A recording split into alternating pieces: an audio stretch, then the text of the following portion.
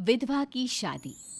सिर्फ 30 साल की थी नीलम जब एक कार हादसे में उसके पति की मौत हो गई। उसकी गोद में था उसका 4 साल का बेटा और ढेर सारी जिम्मेदारियां। नीलम को सजने संवरने और अच्छे कपड़े पहनने का बहुत शौक था, लेकिन पति की मौत क्या हुई, नीलम की तो जैसे दुनिया ही बदल गई। मेरे बेटे को गुजरे हुए अभी 1 साल भी नहीं हुआ और तूने गुलाबी रंग का कुर्ता पहना हुआ है। तुझे अपने पति के जाने का जरा भी गम नहीं है क्या? ऐसी बात नहीं है मम्मी जी, लेकिन पूरी जिंदगी सिर्फ रोकर तो नहीं गुजारी जा सकती ना। तो क्या करेगी? पार्टियां मनाएगी? अरे एक तो मेरा बेटा मर गया और तुम्हें कोई फर्क ही नहीं पड़ता।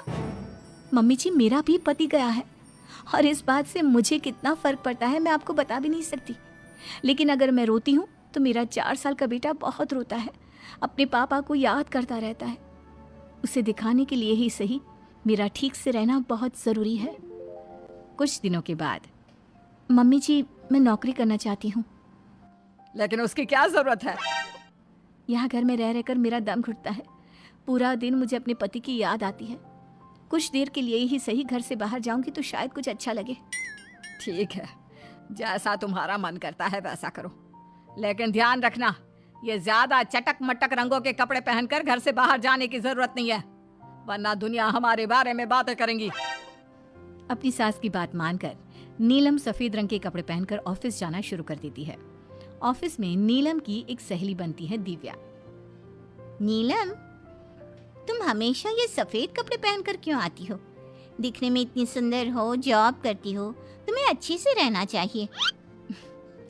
तुम्हें तो पता ही है, 1 साल पहले मेरे पति की मौत हो गई और इसीलिए मेरे ससुराल वालों ने कहा है कि मुझे सिर्फ सफेद कपड़े ही पहनने चाहिए, वरना लोग मुझे गलत समझेंगे। लोगों के हिसाब से तो अपनी जिंदगी जीना ही गलत है, लेकिन तुम कब तक ऐसे रहोगी? जो हो गया उसे भूल जाओ। मेरा भी बहुत मन करता है कि तुम लोगों की तरह रंगीन कपड़े पहनूं, अच्छे कपड़े पहनकर तैयार होकर रहूं, लेकिन फिर मोहल्ले वाले और रिश्तेदार मेरे बारे में उल्टी सीधी बातें बनाने लगते हैं। देखो, तुम जॉब करती हो, तुम्हें लोगों की बातों की परवाह नहीं करनी चाहिए। अगले दिन नीलम जाने के लिए तैयार होती है और रंगीन कपड़े पहन लेती है। ये देखकर नीलम की सास को गुस्सा आ जाता है।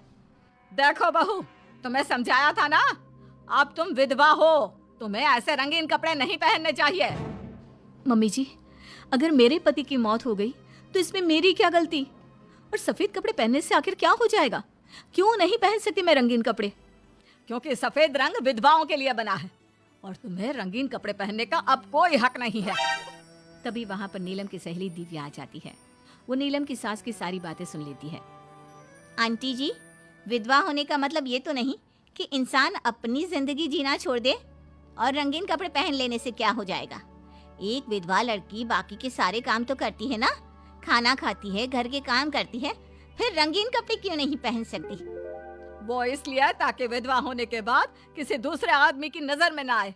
अरे रंगीन कपड़े पहनेगी तो सुंदर लगेगी, फिर कल को आकर कहेगी मुझे दूसरी शादी करनी है, तब हम क्या करेंगे? हाँ तो ठीक है ना, इसमें गलत क्या है? एक विधवा को अपनी जिंदगी जीने का पूरा अधिकार होता है, नीलम को भी है।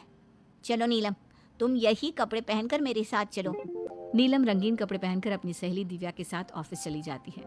कुछ इसी तरह दिन बीतने लगते हैं, लेकिन अब पति के जाने के बाद नीलम बहुत उदास रहने लगी थी।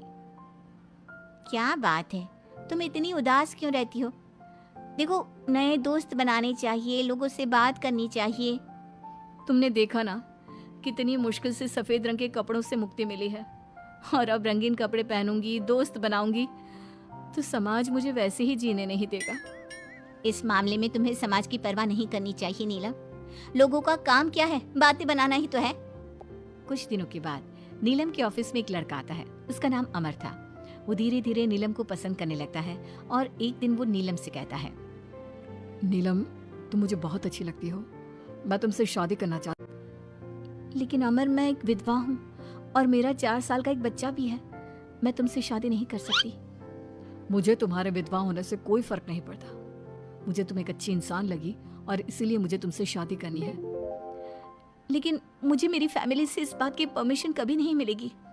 तुम उसकी चिंता मत करो, मैं तुम्हारे घर आकर बात करूंगा। कुछ दिनों के बाद अमर नीलम के घर पहुंचता है। नमस्ते आंटी जी, मैं अमर हूँ, मैं आपकी बहू नीलम से शादी करना चाहता हूँ। मुझे तो पहले से पता था। पहले तूने विधवा वाला सफेद रंग छोड़कर ये रंग बिरंगी कपड़े पहनने शुरू किए और अब तेरा चक्कर भी चल रहा है। नहीं नहीं मम्मी जी, आप गलत समझ रही हैं। मैंने ऐसा कुछ नहीं किया। अगर ऐसा कुछ नहीं किया तो फिर कौन है ये लड़का, और यहाँ हमारे घर तेरे साथ शादी करने की बात करने क्यों आया है? आप नीलम को गलत समझ रही हैं। मैं नीलम को पसंद करता हूँ और उससे शादी करना चाहता हूँ। उसने मुझसे कभी ऐसा नहीं कहा। चले जाओ हमारे घर से। हमारे यहाँ पर विधवा बहुओं की शादियाँ नहीं करवाई जाती। समझ में आई बात? अमर वहाँ से चला जाता है और नीलम की सास उसे बहुत उल्टा सीधा सुनाती है। कुछ दिनों के बाद पड़ोस में एक शादी होती है। वहाँ पर सारी औरतें तैयार होकर आती हैं। नीलम की सास भी उसे वहाँ पर चलने के लिए कहती है। नीलम सफ़ेद रंग के कपड़े पहनकर अपनी सास के साथ वहाँ पर जाती है, क्योंकि ऐसा उसकी सास ने कहा था। पर सारी औरतें काफ़ी सुंदर तैयार होकर आई थी। देखो तो मेरी साड़ी का कलर कितना सुंदर है, तुम्हें पसंद आया? और ये देखो मेरे कंगन, पिछले महीने ही दिलवाए थे मेरे पति ने, कितना अच्छा डिजाइन है ना? अरे तुम्हारी मेहंदी तो दिखाओ, रंग तो बहुत सुंदर आया है। लगता है तुम्हारा पति बहुत प्यार करता है तुमसे। और नहीं तो क्या। और वैसे भी ना मुझे मेहंदी का ये लाल रंग बहुत पसंद है। अरे जरा उधर तो देखो, ये नीलम वहाँ पर क्या कर रही है? हम सबके बीच में विधवा का क्या काम? अरे इसका यहाँ होना तो मनहूसियत है।